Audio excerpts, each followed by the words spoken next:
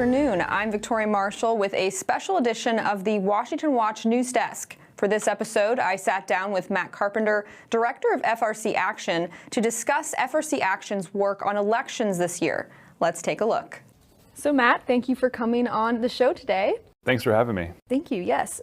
So as Director of FRC Action, could you just tell us what is FRCA?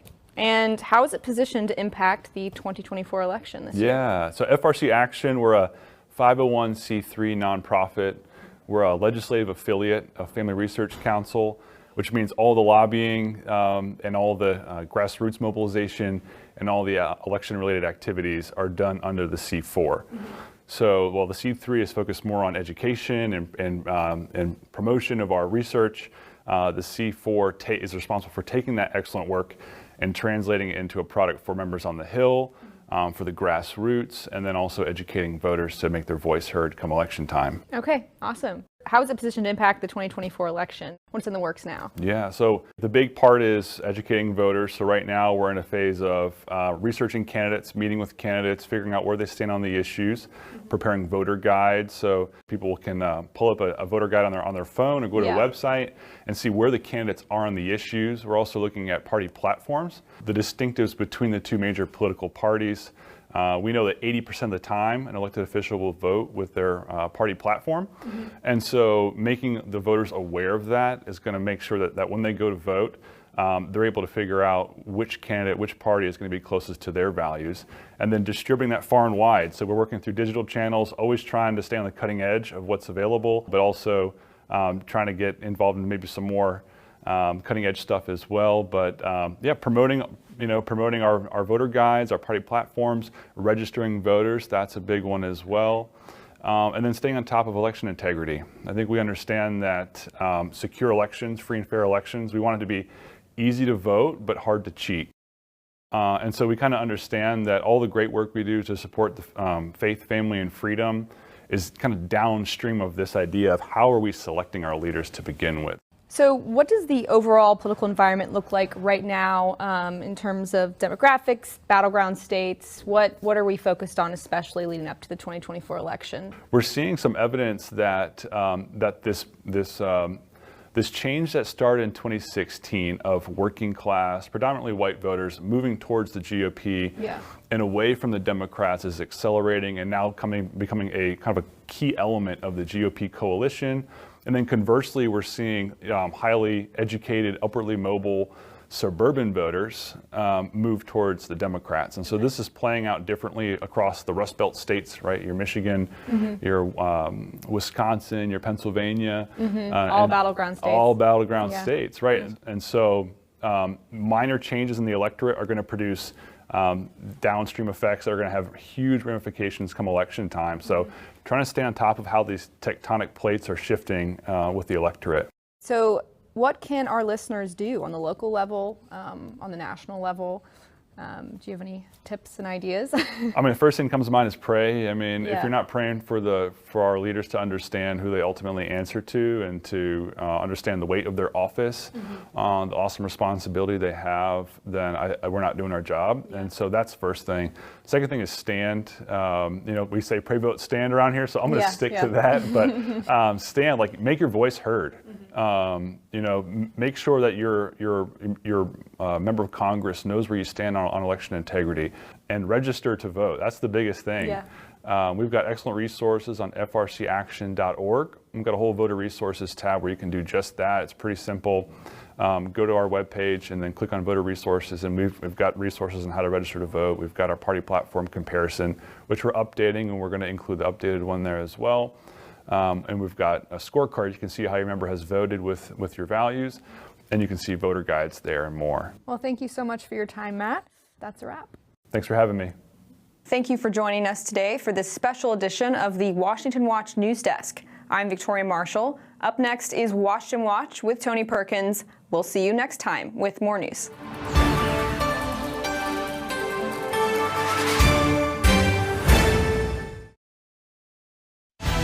From the heart of our nation's capital in Washington, D.C., bringing compelling interviews, insightful analysis, taking you beyond the headlines and sound bites into conversations with our nation's leaders and newsmakers, all from a biblical worldview. Washington Watch with Tony Perkins starts now. All those delegates in favor say aye. All those delegates opposed say no. In the opinion of the chair, 2/3 have voted in the affirmative. The motion is adopted, and the platform has been amended as shown on the screen. Thank you very much. That was the Democratic Party's 2012 National Convention in Charlotte, North Carolina, where a riot nearly erupted when convention officials moved to reinstate God and Jerusalem back into their party platform. I'm Tony Perkins, and this is Washington Watch, a special Washington Watch for you today. Every 4 years, the Republican and Democratic parties gather to nominate their candidates for president and vice president, but they also do something else. They craft a statement of principles and policy priorities, and it's called a platform. Now, the document serves not only as a guide at the federal level, but it instructs elected leaders, party officials, and voters at every level as to the values that the party embraces. Now, Republicans will gather next week in Milwaukee, Wisconsin, while Democrats will meet in Chicago in August. Now, today, we're going to explore the importance of this process, why it matters, why should you care about it, the history of the issues that the platforms deal with, like the sanctity of human life, parental rights, religious freedom, foreign policy. Those issues today provide a strong contrast between the two parties. We're going to look at that. And finally, what will this year's gatherings, what are they likely to produce? We're going to talk about that as well. To accomplish this, we have a stellar lineup of experts. South Carolina Senator Lindsey Graham will join me in just a moment. Dr. Lee Payne, professor at Stephen F. Austin State University, who has actually studied, this guy has studied the parties and their platforms, and his findings might surprise you. Chuck Donovan, senior writer for President Ronald Reagan, back in the Reagan administration, former executive vice president here at Family Research Council, and most recently, strategic advisor at the Charlotte Lozier Institute. All of that and more coming up on this edition of Washington Watch. And the website, tonyperkins.com, be sure and check it out. Lots of resources there for you. And I'm going to tell you up front, and I'm going to mention this a few times, but next week I will be on the platform committee in Milwaukee, working to make sure that we're defending the sanctity of life, that we are working to defend the family and religious freedom, among other issues. But I need your help. We can't do it alone, because there are those who want to change, fundamentally change what the party stands for. So I'm going to ask you to text LIFE, the word LIFE, to 67742. You're going to get a link, and you can sign up to help me and others at the platform committee as we meet next week in Milwaukee. Again, that's LIFE, L-I-F-E, to 67742. Well, throughout the Republican National Convention, that is just, as I said, a little over a week away, the party will share its vision for promoting liberty, increasing prosperity, protecting national security, and preserving American values. We've heard this slogan, making America great again. But for the United States to be great again, we must first be good morally. We must have a moral foundation. So this platform must address issues like the sanctity of human life, to defend the most vulnerable, the family, religious freedom, those things that are fundamental to a strong and prosperous nation. Joining me now to discuss this and much more is U.S. Senator Lindsey Graham from the state of South Carolina. He serves on 4 Senate committees, including the Senate Judiciary Committee, where he is the ranking member, and the Senate Appropriations Committee. And he joins us by phone. Senator Graham, welcome back to Washington Watch. Always great to have you on the program. Well, thank you, and I'm glad you're on the platform committee. That makes me sleep better. Well, it's going to be a lot of work, but you understand the importance of policy. All right? You've been in the Senate for, actually, as long as I've been here at the Family Research Council, so for over 20 years. You've been in the United States Senate. You're aging better than I am, but yes.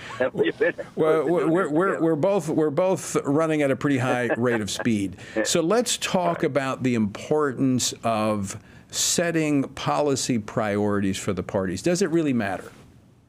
Oh gosh, yes. Good gosh, good Lord, yes. Yeah, let me tell you why. It's foundational. Platform is a foundation, right? It's a foundation from which you try to govern the country. You try to say, here's who I am as a Republican. Let's talk about the life issue. Right. For over 40 years, we have stated as a platform, as a doctrine of faith, that an unborn child is a member of the human family and deserving protection under the 14th Amendment. It's called the Human Life Amendment. I believe that. Democrats basically would allow abortion up to the moment of birth. They think the unborn child's a glob of cells. We believe it to be a member of the human family. That is foundational to who we are. And let me just say this. There are a lot of very rich Republican donors who I appreciate their support, who are not pro-life, who believe that social issues cost us elections. Marco Rubio ran in Florida and won big in 2022, embracing being pro-life. Governor Kemp knocked it out of the park. Every governor who ran on a pro-life agenda in 2022, they tried to demagogue the abortion issue, and they won. Right. There were actually 11 of them that ran in that cycle. I mean, you had Governor DeWine in Ohio who signed a heartbeat bill, and he ran and won handedly. You had Governor DeSantis, same thing. So you're absolutely right. So the narrative that being pro-life hurts you politically is a false narrative perpetrated by the liberal media, who wants us to be ashamed or afraid of embracing pro-life policies or Second Amendment policies. If you listen to the chattering class, the gun issue and the life issue hurts us. It does not. Right. I'm a gun owner. I am glad that we're the party of the Second Amendment. A lot of people in big cities don't own guns. That's their right not to do it. But I come from South Carolina. I own an AR-15. I served in the military for 30 years. It has the seal of my reserve unit on it. I'm a responsible gun owner. We're going to be with gun owners. And if we're not with gun owners and people who, sporting people and people who like the Second Amendment, we're going to be in a world hurt. If we don't stick with the pro-life community, we're going to be a world of hurt. Let me tell you why. People give me money, and I appreciate it. I raised $112 million in my last race, the highest in the history of the Senate, except my opponent, who raised $132 million. We had money from all over the country, $5 and $10, a bunch of money coming in. You know what got me elected by over 10 points? It's people who knocked on doors and made phone calls on my behalf. The people who believe in the sanctity of life, that want to protect the Second Amendment, the activists. All the people who write these checks are not going to make one phone call, and they're not knock on one door. Do not be ashamed of being pro-life. It is a responsible position to take. It is a position the American people will understand if you advocate it right. If you look scared and you act scared, you will lose no matter what the issue is. So be not afraid. Not afraid to be pro-life. You're right. The 2022 is a perfect example of this, is when we are confident in who we are, and we can defend the positions we have, and we expose the weakness in the policy positions of the others, we win. And the problem that I've seen on this life issue post-Roe is that it's like some Republicans all of a sudden forgot why they were pro-life, and the Democrats are the ones who have the extreme positions. And when that is exposed, abortion up until the moment of birth at taxpayers' expense, the American people get it. Well, Tony, they not only get it, but the Democratic Party is hell-bent on nationalizing the abortion issue, yes, shutting down every pro-life law in every state, federalizing abortion rights so that you can have an abortion. Literally, late-term abortions will be legal. There'll be no limits. All the exceptions consume the rule. They want to create a national law allowing abortion on demand in all 50 states up to the moment of birth. Right. We're unsure of who we are. Well, I'm not unsure of who I am. I believe the state should have the ability to regulate the life issue up to a point. And when the baby develops to the 15-week point, which you and I have talked about, where you can feel pain, where the baby is given anesthesia to save its life in an operation, then we should stop abortion on demand, no matter if it's in California or New York, because it's about the child. If the pro-life movement is not about the unborn child, we have missed the mark. It doesn't matter what zip code the baby is conceived in or state it's born into. It's a human being. Amen. And it needs to be protected. But I want to go back to this point you just made, because I think a lot of people are missing this, because there are a number of Republicans, and there's a push to have the party platform reflect this, that this is strictly a state's issue. That is a unilateral decision. The Democrats aren't making that decision. The Democrats want to nationalize this. They want to, as 100%. you just said, they've introduced legislation to do this, and that is to eradicate every pro-life law, including parental notification, including the support for care pregnancy centers and for the ultrasound requirements. All of this would be eliminated under what the Democrats want to do. So just so people are clear on this, it is only one party and an element of one party talking about this being strictly a state issue. That is not what Democrats are saying. Yeah, Democrats are saying they want to not only, they're not codifying Roe that said up till viability, nor you can have abortion on demand up to viability. They go well beyond that. The law they introduced, we voted on, it goes well beyond what the Roe standard was. What are we trying to do? We're trying to take it from the courts to elected officials. That's the first thing about Dobbs. Exactly. The court rule, there's nothing in the Constitution giving a right to an abortion. That came from judicial manufactured law called the right of privacy. There's not one word in the U.S. Constitution about an right to an abortion. It was a judge-made manufactured right. So the Supreme Court in Dobbs said, wait a minute, there's nothing here about abortion. It should be decided not by 9 members of the court, but by elected officials at the state and federal level. I support President Trump. I want him to win. I'm going to help him do everything I can. He believes it's a states' rights issue. He talks about the downside, the badness of late-term abortions. What I think we should be doing is saying, yes, it is a state issue, but it's also about the child itself. Right. So what I want to do is not change our platform. If we change our platform and we buy into the narrative, being pro-life is bad politics, being strong for the Second Amendment is bad politics, we're going to be net losers, because the people who believe like we do are going to abandon us because we've abandoned what makes us different. So, final question for you, Senator Lindsey Graham. Changing the party platform is changing the party, is it not? Well, platform is a foundation, right? Presidential candidates come and go. We have decided back in the 80s that we would be for the unborn child being a member of the human family. That, to me, is a sound position to take. To change that is not going to get you any votes from a pro-choice person. Correct. It's going to turn off people who are with us because we see the world the way they do. It dampens what was called the intensity factor, the motivation that people have to work in an election cycle. It doesn't mean they're going to vote for Joe Biden or someone else. It just means they're not going to work as hard. And we need everybody, as you know, in elections that are close, everybody has to be working. The people that got me to where I'm at are the ones who knocked on doors and made phone. I appreciate the donations, but listen, it's a party platform. There's no reason to change it. Let's stick with what got us here. All right, Senator Lindsey Graham, always great to get your input. Take care, my friend. See you soon. Stick with us, folks. We're back after this.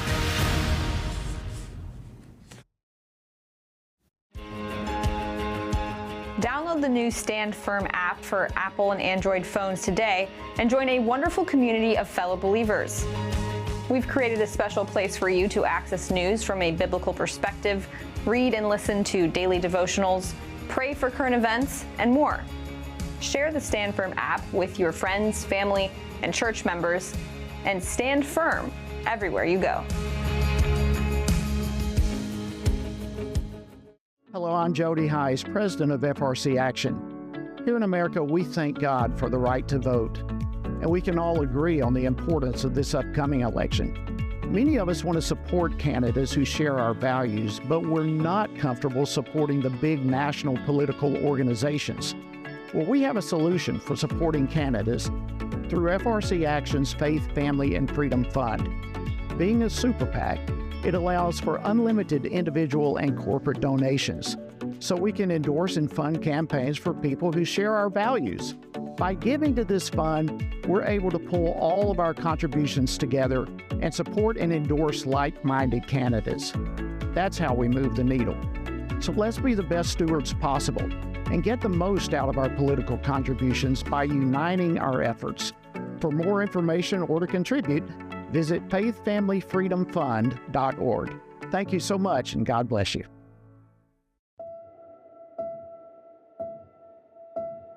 All of us are born with the desire to find truth and meaning. Where did I come from? What happens when I die? While our answers to these questions may divide us, we are united in our need for the freedom to answer life's biggest questions and make life's biggest decisions for ourselves. That's why religious freedom matters for everyone. Religious freedom matters because the powerful have long wanted to control those who are less powerful. Religious freedom matters because the freedom of those who are different is often threatened by those who believe different is dangerous. At the Center for Religious Liberty at Family Research Council, we promote religious freedom for everyone because the only alternative is religious freedom for no one. We encourage Americans and the American government to engage and advocate for the persecuted, and they do. We work every day to bring good news to the afflicted, to proclaim liberty to captives and freedom to prisoners. We do it because that's what Jesus does. We work to give freedom to others because we ourselves have been set free.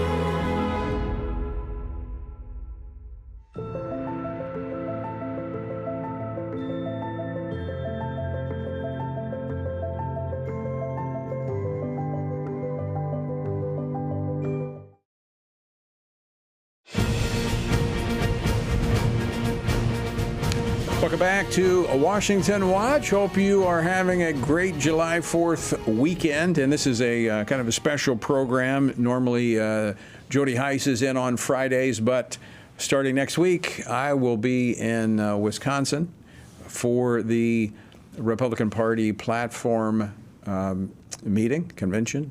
The platform meets before the convention meets, and we'll be working on the party platform. But again, as I said earlier, need your help. All right, I need your help. Text LIFE to 67742. Sign up to help us keep the party platform solid, conservative, reflecting those core values that give America a strong foundation. Well, we all recognize that a crucial aspect of democracy, of our republic, is that voters get to decide who will govern. You know, elected representatives remain responsible to the voters who elected them. An obligation outlined clearly in the policy platform that's created by the party. So they're not bound to it, but history shows that the parties pretty much do stick to it because it is a statement of priorities and principles. And it offers a distinct choice between voters. When you compare the platforms between the two parties, increasingly there are stark contrasts. But how do these platforms influence the voting patterns of elected officials? How important are they? Well, joining me now to discuss this, Dr. Lee Payne, professor of political science at Stephen F. Austin State University, who has written and researched extensively on political party platforms and their effect. Lee, welcome back to Washington Watch. Thanks so much for joining me. Thanks for having me back. So let's begin with an overview of your research and how you used content analysis to identify future policies based upon each party's platform. Yeah, it started with my dissertation, and originally I just did 1980 through 2004. Then I expanded on that to 2008 for the paper that was published. But I expanded on Pomper and Lederman's research, where they looked at party platforms from 44 to 76. And the reason I wanted to take this up with my dissertation is because of the fact of polarization increasing between the parties. And my hypothesis all along was, with polarization increasing, the platforms would take more different stances on their policies to give people a clearer picture of what they stand for. And is that not what has happened? It is what has happened.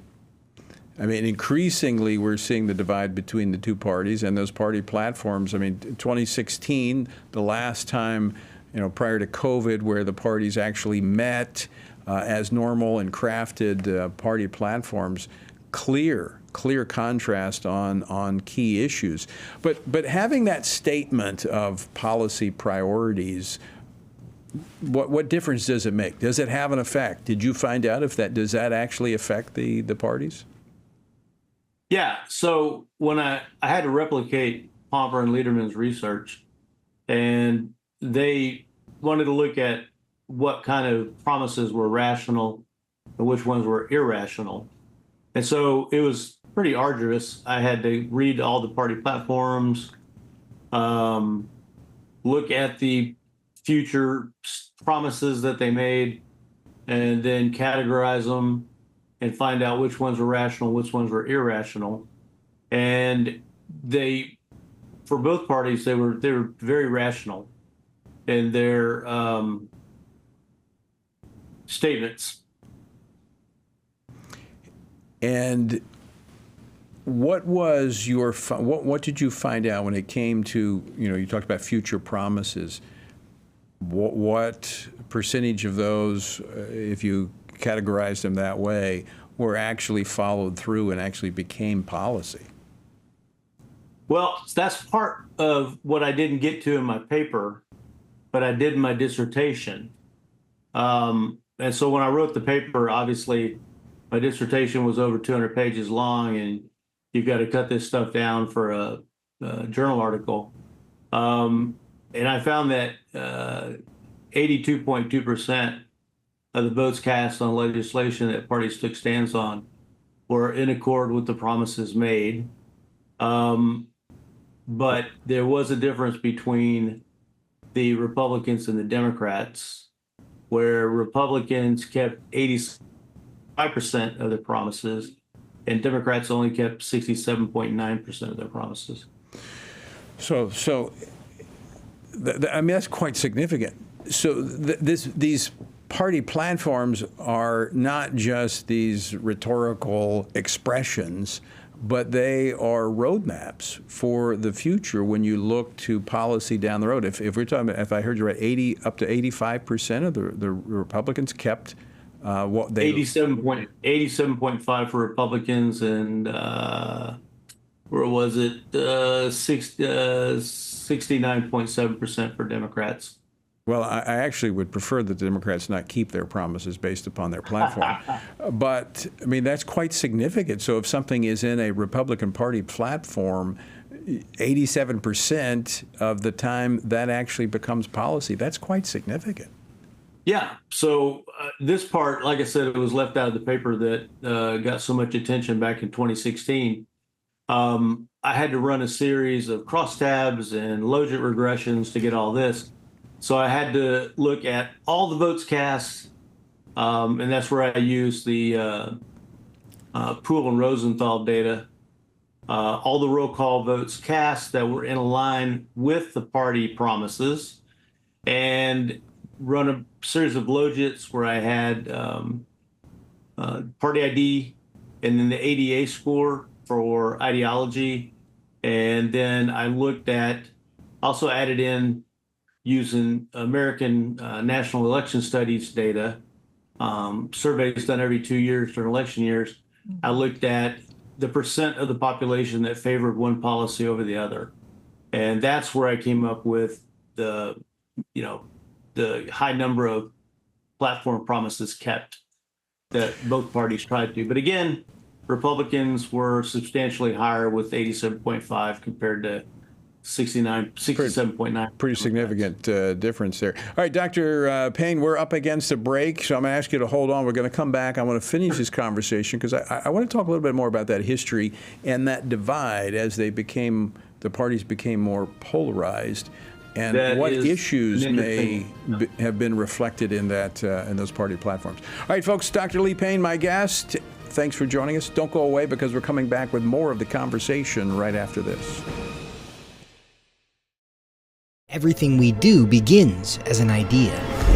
Before there can be acts of courage, there must be the belief that some things are worth sacrificing for. Before there can be marriage, there is the idea that man should not be alone. Before there was freedom, there was the idea that individuals are created equal. It's true that all ideas have consequences, but we're less aware that all consequences are the fruit of ideas. Before there was murder, there was hate. Before there was a Holocaust, there was the belief by some people that other people are undesirable. Our beliefs determine our behavior, and our beliefs about life's biggest questions determine our worldview. Where did I come from? Who decides what is right and wrong? What happens when I die? Our answers to these questions explain why people see the world so differently. Debates about abortion are really disagreements about where life gets its value. Debates over sexuality and gender and marriage are really disagreements about whether the rules are made by us or for us. What we think of as political debates are often much more than that. They're disagreements about the purpose of our lives and the source of truth. As Christians, our goal must be to think biblically about everything. Our goal is to help you see beyond red and blue, left and right, to see the battle of ideas at the root of it all. Our goal is to equip Christians with a biblical worldview and help them advance and defend the faith in their families, communities, and the public square. Cultural renewal doesn't begin with campaigns and elections. It begins with individuals turning from lies to truth. But that won't happen if people can't recognize a lie and don't believe truth exists. We want to help you see the spiritual war behind the political war, the truth claims behind the press release, and the forest from the trees.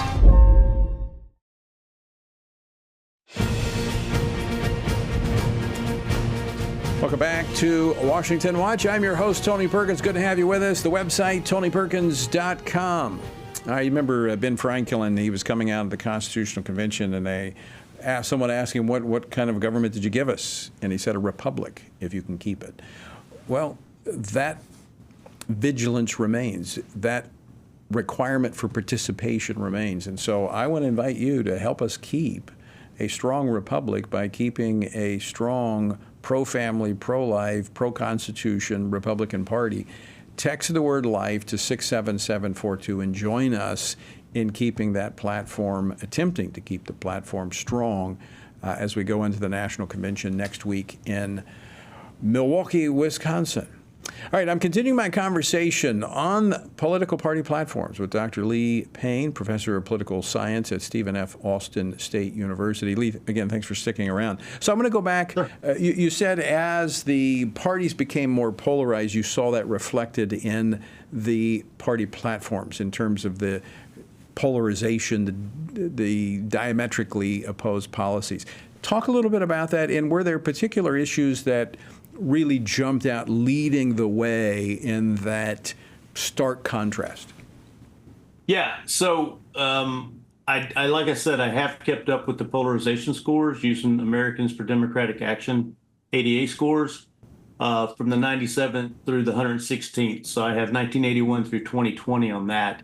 And for example, back in the 97th Congress, there was only a 43.5% divide between the Republicans and Democrats in the House, and a 46% divide between the Republicans and Democrats in the Senate. With the polarization, we hit a high in the House. So remember, we're going back to 1981, 43.5 in the House. And in the 114th Congress, it was 85.5. So almost double. Wow. And then in the Senate, for the 116th Congress, it was 87.7. So both parties are reverting to their ideological spectrums. But as I tell my students when we're going over this in class, this isn't necessarily a bad thing. And the example I use is, if Coke and Pepsi tasted the same, there'd be no reason to pick one over the other.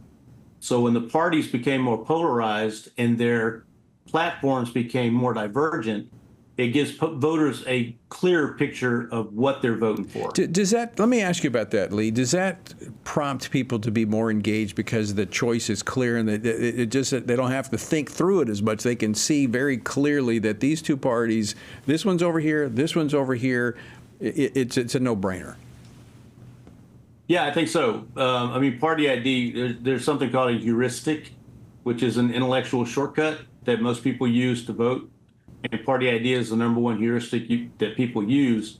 So now there's still mistakes made because, as you know, Republicans are considered the pro-life party, Democrats the pro-choice party, and there are, you know, pro-life, pro-choice Republicans who people may vote for using the heuristic.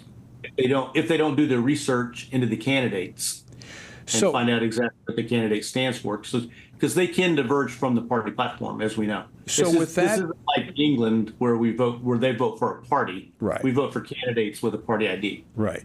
But if you don't have time to vet the candidates, your fallback is to which party do they align with.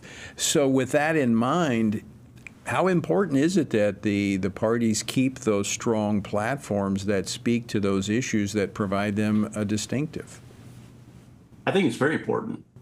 People need to know what they're getting when they vote for a certain candidate, depending on the party ID of the candidate.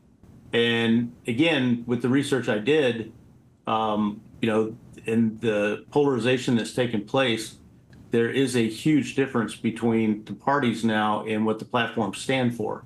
Now, they tend to change with time. For instance, Democrats usually had defense at the back of their platform, but after 9/11, when the 2004 Democrat platform came out, they moved defense to the front. So sometimes it's issue specific. Let me talk about, we just got a couple minutes left, but you mentioned the life issue. What are some of the other issues that are really, as you see it over time? I mean, I could read the two-party platforms today and I could tell you where they stand, but over time, what have become those distinguishing issues between the parties? All right, I can answer that one from all the research I did. And I'm reading from my notes, so sorry if I'm not looking directly at you. Republican platforms pay more attention to foreign policy, economics, defense, and government pledges, while Democrat platforms pay more attention to agriculture, resources, welfare, civil rights, and labor pledges. So there is a very distinct difference between the parties. Interesting, very interesting. Well, Dr. Payne, I want to thank you for taking time to join us. I found your research fascinating.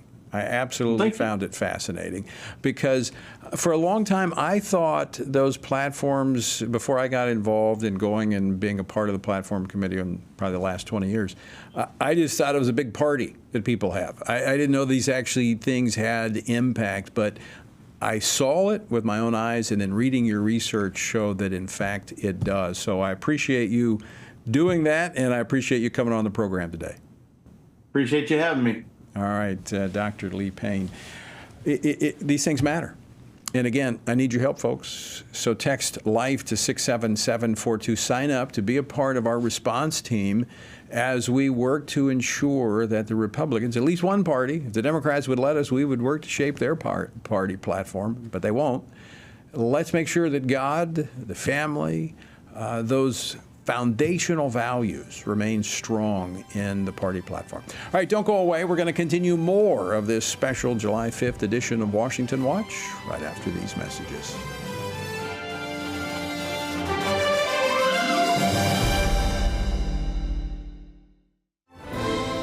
Join us October 3rd through the 6th as we gather with spiritually active, governance-engaged conservatives from across America at the Pray, Vote, Stand Summit in Washington, D.C.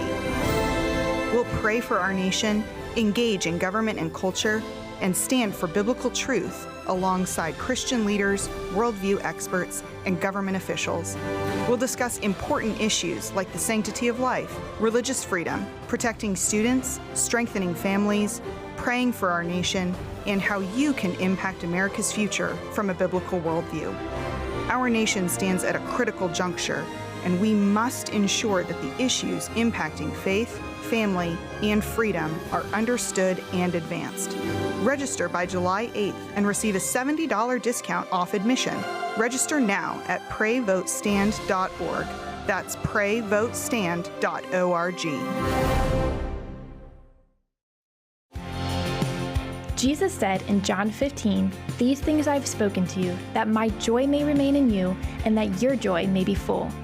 In 2024, in these divided and uncertain times, how can this be possible? By abiding in Him through His Word. At Family Research Council, we want to help you do that, which is the reason for the Stand on the Word Bible reading plan. In just 10 to 15 minutes each day, you will have read the entire Bible in just 2 years. But more importantly, you will be abiding in Him daily. Find our Bible reading plan at frc.org/Bible. And join Tony Perkins each weekday for a 10-minute devotional inspired by the daily reading and designed to encourage you on this journey through the Bible. Listen on Apple Podcasts, Spotify, and YouTube. And remember, the grass withers and the flower fades, but the word of our God will stand forever. Research has found that there are 59 million American adults who are a lot like you. There are millions of people around the country who are born again, deeply committed to practicing their faith, and believe the Bible is the reliable Word of God. But that's not all. They're also engaged in our government. They're voters. They're more likely to be involved in their community, and they're making a difference in elections. The problem is that a lot of them feel alone too. We want to change that. FRC wants to connect these 59 million Americans to speak the truth together, no matter the cost. If you want to learn more about this group and what it means to be a spiritually active, governance-engaged conservative, or if you want to find out if you are one of these sage cons yourself, join us. Go to frc.org/SAGECON, SageCon, to learn more. That's SAGECON, SageCon, to learn more.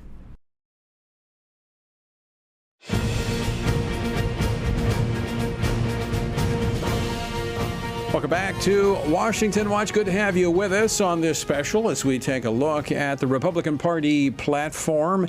Again, let me give you this number because I need you to weigh in. This only works. I can only do what I'm going to do, and other delegates are going to do what they're going to do on the party platform if you help.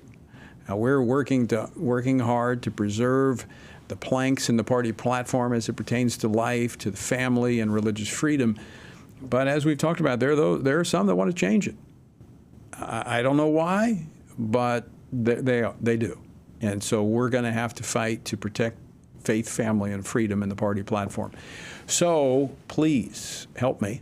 Text the word LIFE to 67742. It'll take you to a link where you can sign up to help. You'll have information. We're going to be reporting on what is happening at the party convention. So text the word LIFE to 67742.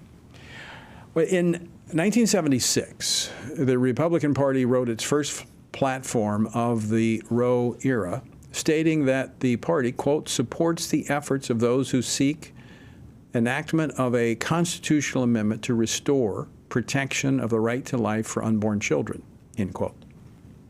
Now, since then, the Republican Party platform has consistently affirmed the unborn child's fundamental individual right to life, calling for a constitutional amendment, calling for recognition of the 14th Amendment personhood of the unborn. So as another presidential election approaches, and with it the drafting of another party platform, what will Republicans do in this post-Roe world, and why does it matter? Joining me now to discuss this is Chuck Donovan. He's a strategic advisor and founder of the Charlotte Lozier Institute, formerly executive vice president here at the Family Research Council. And prior to that, he was actually in the Reagan administration as a senior writer. Chuck Donovan, welcome back to Washington Watch. My honor to be with you, Tony. Thank you. So the Republican Party began, going all the way back, I know you weren't there then, but it began as a response to the evils of slavery. So how should this legacy inform the battle to protect the unborn? Well, it's fascinating because the Republican Party And it's one of the reasons why I was drawn to political life. Certainly the major reason was the life issue. But the Republican Party had a legacy, as you noted, with respect to slavery. And interestingly enough, in 1856, when it first engaged the issue, it engaged it along with defense of marriage. Oddly enough, the object of concern then was polygamy. There was religious conflict over that. Slavery was an issue because of the territories. The existing parties of the day wanted to preserve the option to enslave African Americans in the United States. And the Republican Party said no. And this principle was the first principle that formed this party. And it did have the effect of pulling the country in different directions. But it also had a political effect. The author of the original pro-marriage and anti-slavery platform in the Republican Party was David Wilmot, a Democrat of Pennsylvania. He spoke at both the 56th convention and the 60 convention, and he migrated to what was then needed to be a new party that would take this stance that slavery was wrong everywhere and that marriage needed to be man and woman, single individuals everywhere. So the more things change, the more they are the same. I mean, we're fighting very similar issues today as when the party started. But I want to go to something that you said at the outset. Your reason for being involved. You are what we would describe here as a sage-con, a spiritually active, governance-engaged conservative, like me. I don't like politics, would have never chosen this arena, but my faith compelled me to engage. And just as you were compelled on the life issue, so was I to enter back in the early 90s. But the party, the Republican Party has become the party of life. And this is one of those areas of clear contrast between the Republican and Democratic parties, with the Democratic Party becoming, literally abortion until the moment of birth at taxpayer funding. Let's talk a little bit about the history of how the Republican Party has become the party of life and why it matters. Take us back to the start. Well, if you want to go back to the start, of course, it predates Roe v. Wade. It goes back into the 1960s when a number of states first liberalized their abortion laws. And as facts would have it, the Republican Party played a major role in that. Nelson Rockefeller, a governor of New York, vetoed a successful effort. Now, most people don't remember this, but in 1972, I think disgusted by what the illegalization of abortion had meant to New York City and other havens for the practice, the New York legislature repealed its pro-abortion to 20 weeks law. Governor Nelson Rockefeller vetoed it. When you got to President Nixon, he convened, supervised indirectly, the Rockefeller Commission on Population Growth and the American Future. This body was bipartisan but heavily Republican. It recommended repealing the nation's abortion laws. And you got soon thereafter to 1973, and there were many Republican-appointed justices on that Roe court, but they imposed abortion on demand on the country. And somehow, Tony, I love this, where people say they're defending democracy. Well, from 1789, when we had a constitution, to 1973, it somehow eluded the notice of Jefferson, of Madison, of Lincoln, even Roosevelt, that there was a right to abortion on demand. That's what that Constitution meant.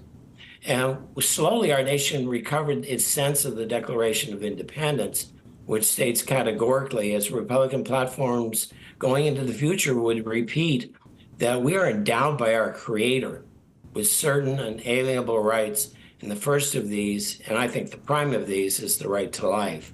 So that's what drew me into political life. It's what keeps me here, because now we have a chance, post the Dobbs decision, to protect the unborn. But I have to tell you, Tony, we're not going to get there by retreat. The Republican Party, if it abandons almost 50 years of pro-life commitment, I think it's dooming the nation in some ways. It's certainly dooming itself. Now, let me play the devil's advocate here, and I'm not too good at playing the devil, but let me try for a moment. So the others are saying, well, we're not abandoning it. We just, post-Roe, what Dobbs gave was the right for states to address this. It's a state issue. Address that. Well, it's basically the same argument that the party had with the nation in 1856 over slavery and polygamy. And we will end up, if we take that course, it requires us to do a whole host of things we need to think about. First of all, we have a bundle of federal legislation in existence that protects and names the unborn child. We have the Unborn Victims of Violence Act that protects unborn children from being attacked by anyone but the mother, in other words, by assault or what have you. We have the Child Health Insurance Program, which specifically says that the states may design programs that properly, and I say very properly, treat the unborn child as a beneficiary of those programs, not a target. We have the Medicaid program. Whatever you think of it, it's a federal-state partnership. And as of today, 42% of the births in the United States are to Medicaid eligible mothers. So it matters supremely whether the baby is a beneficiary of that program or a target of it. On top of that, there are jurisdictions, the military. That's federal jurisdiction. What do we do in military hospitals? We have the VA now being pushed by Joe Biden to provide abortion or refer for abortion. You have the District of Columbia, which allows abortions up till birth. We currently have a case of 5 babies who were found, one of whom or more may have been victims of a partial birth abortion. Congress can deal with that. And if Congress doesn't deal with it, then right there in our nation's capital, a few blocks from the halls that honor Jefferson and Lincoln, we will have babies near term being killed. It's unacceptable. Yeah, Chuck Donovan, I mean, I understand that there are things that we can accomplish at the state level. Having been a state legislator, I was able to do things in the legislature in Louisiana. Now my state of Louisiana is doing a lot more than what can be done at the national level.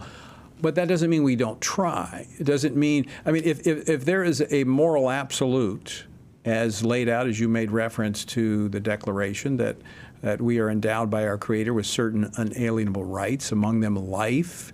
If that's an absolute, it doesn't stop at the state line. This is something that is not limited to a zip code. This is something that is universal. Well, I feel very strongly about that. I know you do as well as a father. You realize that under the legal regime being posited by the abortion industry, someone in a state in which you don't live, you may not have abortion permissible in your state, but they can now, thanks to our Food and Drug Administration, they can mail your 13-year-old daughter abortion pills. She didn't even have to be pregnant. They can send them along and encourage her to use them if she needs them. They can encourage minors to be brought across state lines. They oppose limits that respect the rights of parents. So it matters to Rhode Island what happens in New York State. It matters to Texas what's permitted in Kansas. And essentially it comes back, though, to the question, is the protection of life a universal principle? And what happens when we walk away from that and expect good news to follow? I think it may be the most important policy determination of this year or many years to come, whether the GOP stands fast. So let's talk about that for just a moment in terms of we don't make our decisions based on politics here. We make our decisions based upon truth, moral absolutes. All life is created in the image of God, therefore worthy to be protected, welcomed into our world.